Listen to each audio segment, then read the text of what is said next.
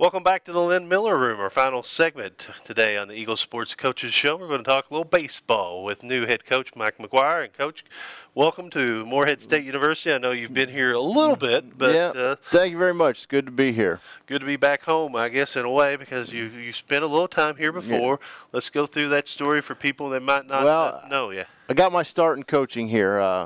Got done playing college baseball, played a little bit of pro ball, and knew I wasn't going to play in the big leagues, wanted to get into coaching, and was fortunate enough to get an assistant position on Frank Spaniel's staff here back in 1995, and spent 2 years here as an assistant and got my master's degree here. Dr. Frank Spaniel. Yep, Dr. Frank. He's maybe the first baseball coach I ever knew that went through and got his doctorate, and he is a great baseball guy because he spent a lot of time with Coach Hamilton, who is a legend here at Morehead State University, but also, he really showed the players that you could take it to the next level as a baseball coach. Right, he did, and Frank was a good guy and almost too smart for a baseball coach for that doctorate. But tell us a little bit about, you said you played college baseball. Where did you play college? University of South Carolina.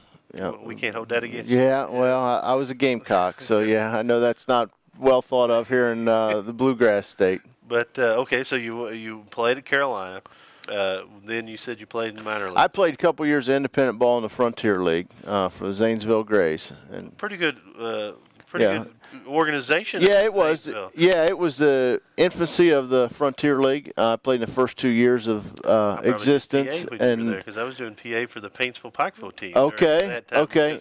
Our coach was Roy Cutright, who coached at Paintsville-Pikeville, but also was a baseball coach at Pikeville College at one time. And so that was some interesting road trips. It was. It was kind of a shoestring operation, that league was, when it first started, and obviously that league has really thrived over the years and it's become a great league. But was fortunate enough at Zanesville, we won the first ever Frontier League championship. Yeah, it was a great chance for players who might not have got drafted to keep their playing career and going. And they've been a lot of Frontier League players who had a chance to go on and sign and make progression towards a That's major correct. league. There were a lot of very good players in the league at the time, and it was kind of a tough time because Major League Baseball was on strike at that time, so there wasn't a whole lot of movement up the chains.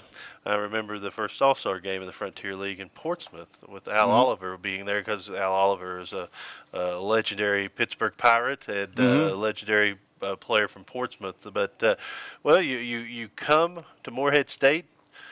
Tell us a little bit about your coaching career. I know you said you got started here, but you started here, then was fortunate I went to Winthrop University, Division I program in Rock Hill, South Carolina. Was actually the first full-time assistant there, and was a big part of building a program there where we became one of the top mid-major programs in the country. Participated in several NCAA regionals, ranked in the top 25. Got the itch to be a head coach. Went to Lander University, Division II school in Greenwood, South Carolina. Played in the Peach Belt, which is considered one of the best D2 conferences in the country, and built a program there from the ground up and had a lot of success. Had the opportunity to go back to Winthrop, a little better pay, similar responsibilities, but my wife and I had just had our first child, so it offered her the opportunity to be a stay-at-home mom, and was there for 6 more years, then went to Lewisburg College last year, was a head coach there, a junior college. Was taking over a very history junior college program, but kind of fallen on hard times, and but felt like we could win there real quick, and we did, and then the opportunity arose here. People don't realize in baseball how the junior college are looked upon, because when you only can get drafted after your junior year in baseball, those junior college comes very important. There's some organizations that stick players at particular times. Yeah, I mean the junior college level in baseball in particular thrives. There's a lot of good players. Some kids are there for academic reasons. Some kids are there because they don't want to wait 3 years to enter the draft again. So they're there for a lot of different reasons, but quality of baseball is really good. I was fortunate. I had one of the best teams in the country, and we won a lot of ball games. Mike McGuire is our guest, the Eagles Sports Coaches Show. So you got here, you got started.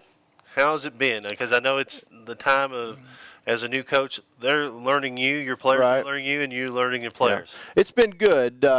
Obviously there's adjustments. Just learning how we do things on campus sometimes, can take some time. But, learning all the players, letting them learn my philosophy, my style, learning their abilities, who can do what. The fall's a great time to evaluate as well as implement philosophies, and we've done that. We're about halfway through fall practice right now.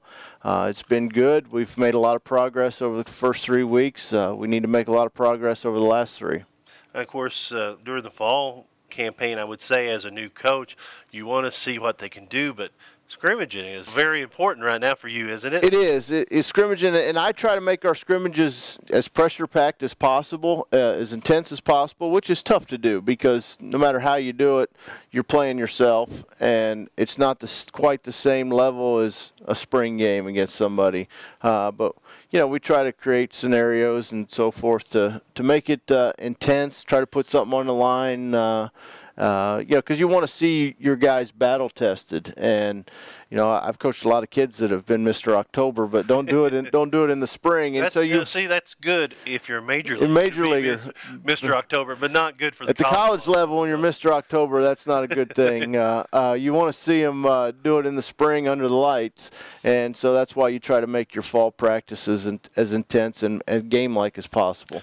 What's the plans? You said you're 3 weeks into it. How many more practices? We'll enter squad 2 or 3 more times this week. Our scout day got rained out yesterday. I'm tentatively rescheduling that sometime next week. Kids will go home for a few days for fall break, and then we'll come back. When they come back from fall break, we're in our last week.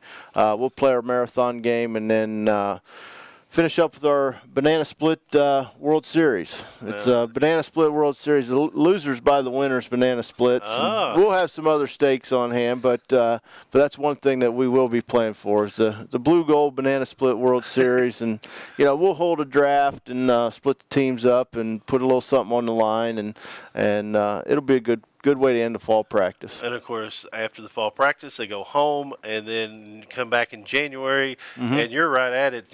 Come February 15th, Alabama A&M in the Alabama A&M Invitational. Right. Looking at your schedule, it's a pretty challenging schedule for your club. Well, it is. That's one of the things I wanted to do. I wanted to challenge us. I think playing a challenging schedule prepares your club for OVC competition as well as postseason competition.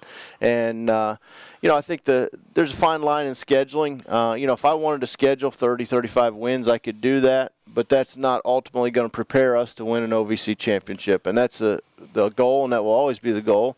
The expectations are to win an OVC championship and be an NCAA regional, and that's how we're going to evaluate ourselves as a program. And in order to do that, we've got to play some good people. We've got to go on the road and play in some hostile environments, and that's why, over spring break we go play Clemson, a 2-game series. That'll be a great atmosphere for our guys to play in.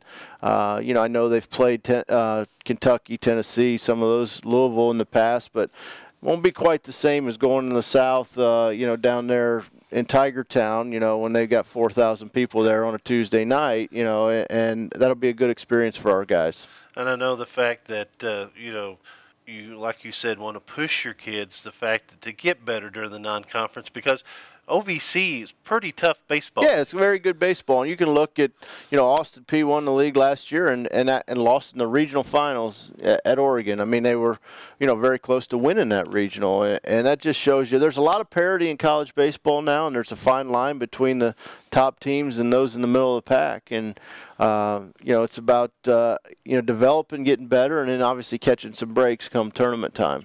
Now, is your fall practices open if people want to? Yeah, they're all open to the public, and in fact, all our inter squads.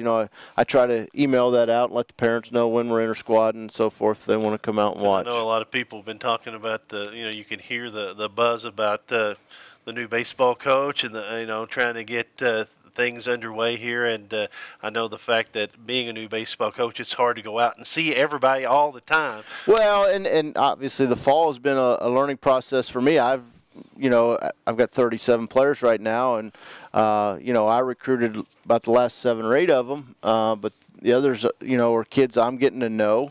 I'm getting to know, learning their parents, meeting their parents for the first time this fall. And we're going to end our fall with a little parents weekend, last weekend of fall practice, October 19th through 21st, when we're playing our little World Series. We'll have a parents weekend. We'll have a dinner Saturday night. And should be a great time for fellowship, but also a great time for me to meet as many people as possible. And that's very important because, as you say, you're trying to build team chemistry and knowing Right. everything about the players, and the parents is the first key part of that. Right. Mike, welcome to Morehead State. Thank you very much. Pleasure being here. And we hopefully we'll talk to you a couple more times before the season begins. All right, sounds good. Mike McGuire, head baseball coach at Morehead State. That's going to do it for this edition of the Eagles Sports Coaches Show. I'd like to thank Warren Lipka, Jamie Gordon, Matt Ballard, and Coach Mike McGuire. We'll come back and we'll have pregame action beginning Saturday, as after the off week, Morehead State football will host Jacksonville at 1 o'clock at Jane Stadium. Airtime will be at 12:30